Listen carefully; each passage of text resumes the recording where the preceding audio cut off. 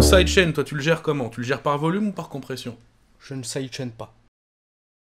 Salut les artistes, c'est Enjoy. Afin de répondre à la question s'il faut sidechainer ou ne pas sidechainer, il faut déjà comprendre à quoi sert le sidechain. Alors si on fait la traduction de sidechain en français, ça fait chaîne de côté, chaîne latérale. Et comme on l'entend souvent, le sidechain, c'est d'améliorer la façon dont certains instruments ressortent dans un mix. Et ça permet par exemple aussi dans un enregistrement vocal, pas obligé des instruments, de faire des effets vraiment créatifs et qui se coupent à un moment bien précis justement en utilisant ce sidechain.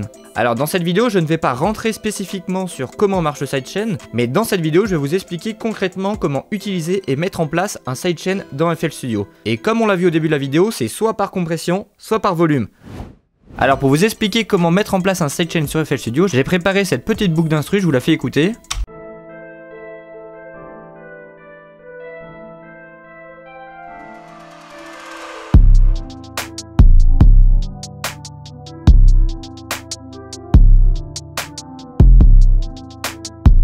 Donc voilà, c'est très simple, ce que j'ai voulu mettre en avant, c'est que j'ai fait taper le kick et la 808 en même temps. Alors généralement c'est ce qu'on fait, même si on va rajouter peut-être des variations, mais dans les grosses lignes c'est ça. Donc dans cette configuration là, le kick et la 808 tapent en même temps.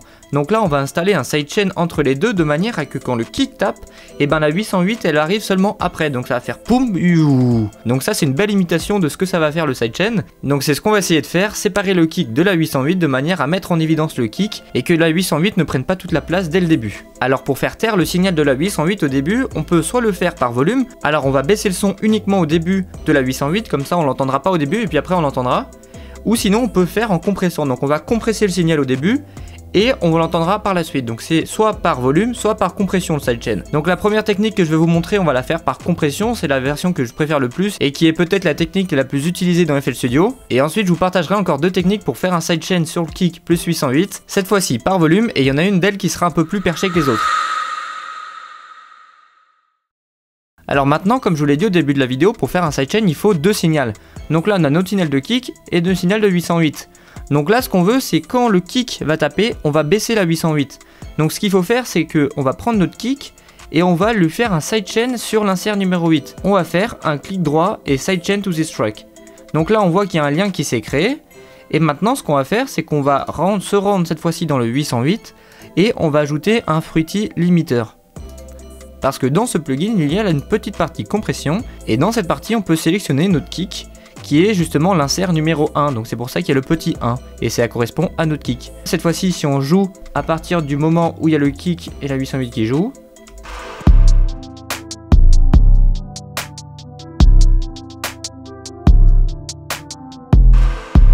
ok, donc là maintenant on voit quelque chose qui se passe à l'écran.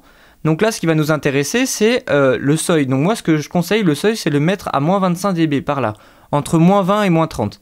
Donc là, je vais le mettre à moins 25, j'aime bien le mettre par là. Ensuite, une petite étape à gérer, c'est le ratio. Alors le ratio, qu'est-ce que c'est? En fait, c'est une règle un peu de proportionnalité. Donc là, si je mets le ratio au maximum, on peut voir 20 pour 1. Ça veut dire que la basse, elle sera atténuée de 20 fois par rapport à la normale. Donc je vous encourage à recopier un petit peu ces paramètres. Après, pour l'enveloppe, par contre, là, c'est un petit peu en fonction de votre oreille. L'attaque, ça correspond à la vitesse à laquelle l'effet va se déclencher. Le release, juste avant le sustain, ça permet, en fait, c'est le petit décrochage qui se passe dans l'enveloppe du signal. Et le sustain, c'est combien de temps ça va durer l'effet avant de s'effacer. Si on écoute.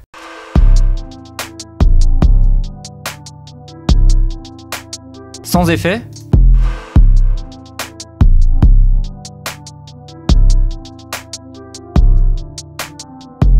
Vous voyez, le kick et la 808 est beaucoup plus prononcé, c'est beaucoup plus percutant, et c'est ce qu'on va rechercher avec le sidechain.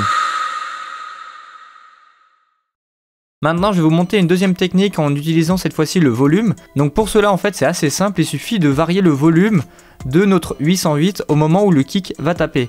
Donc pour cela, il suffit de créer une automation clip qui va gérer le volume de notre 808 et on va lui rajouter un petit effet. Donc là, on va bien sûr la raccourcir énormément. On va la placer au bon niveau, on va zoomer, on va la faire partir au début à 0 et puis après, voilà, on va lui rajouter une courbe un peu comme ça. Donc voilà, notre 808, elle va faire ça. Donc là, si j'agrandis, ça donne ça. Donc le fait de faire ça, ça permet entre guillemets de modeler manuellement la forme de notre 808, donc plus ou moins accentuer son volume à la main. Donc ça permet peut-être de faire des trucs un peu plus jolis, mais c'est manuel et c'est un peu relou. Donc moi, je vous le conseille pas fortement. Mais là, maintenant, vous pouvez par exemple le déplacer pour chaque 808.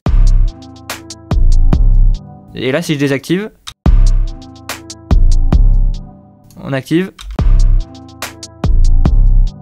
On entend très bien que le kick est plus présent, mais bon, c'est relou à faire, surtout si après vous modifiez votre arrangement.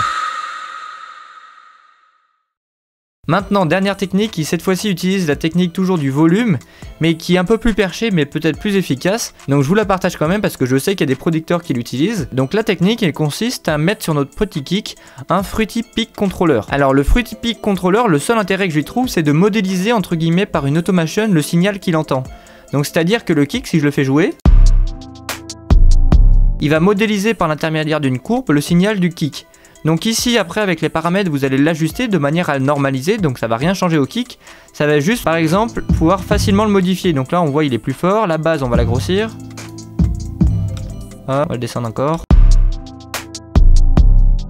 Voilà, donc en variant les fonctions de pic ici j'ai réussi à modéliser entre guillemets la forme de mon kick. Et ça permet à FL Studio de lui faire comprendre comme une automation. Ça permet tout simplement de l'affecter à une variable de FL Studio. Ça peut être un potentiomètre, donc on pourrait très bien l'affecter au volume, mais dans ma 808, je vais peut-être rajouter un EQ, un paramétrique EQ2, vous le connaissez très bien, et puis là en fait je vais varier entre guillemets les basses fréquences pour garder que les hautes de ma 808. Donc là ce que je vais faire c'est que je vais baisser les basses fréquences de ma 808, et c'est ce paramètre là que je veux faire varier. C'est-à-dire que dès que je veux entendre le kick, je baisse, comme ça le kick tape au bon endroit, et dès que le kick a tapé, je le remonte. Donc pour faire ça, il suffit d'aller ici, cliquer sur Link to Controller. Et le fait d'avoir mis un Peak Controller de l'autre côté, c'est qu'on peut le trouver ici. On a Peak Control Peak, voilà. Donc là, si je le mets tout simplement comme ça, on va regarder ce que ça dit, accepte, et là si je mets play, eh bien on peut voir que c'est pas vraiment ce que je voulais. Là ça fait exactement l'inverse. Donc là ce qu'on va faire c'est qu'on va retourner ici, Link Controller, et puis ici on va faire inverser. Et là si je fais accept et qu'on écoute, bon voilà, maintenant on a notre paramétrique qui bouge tout seul et ça c'est vraiment rigolo. Maintenant vous n'avez plus qu'à l'ajuster pour le rendre écoutable et puis voilà. Voilà, maintenant vous savez à peu près tout sur la technique du sidechain. D'ailleurs, vous pouvez déjà enregistrer le sidechain Kick 808 en tant que template FL Studio. Je vous invite à regarder la vidéo en haut à droite de votre écran qui vous aidera à enregistrer une template sur FL Studio. D'ici là, je vous dis à bientôt pour une prochaine vidéo. C'était Enjoy, salut!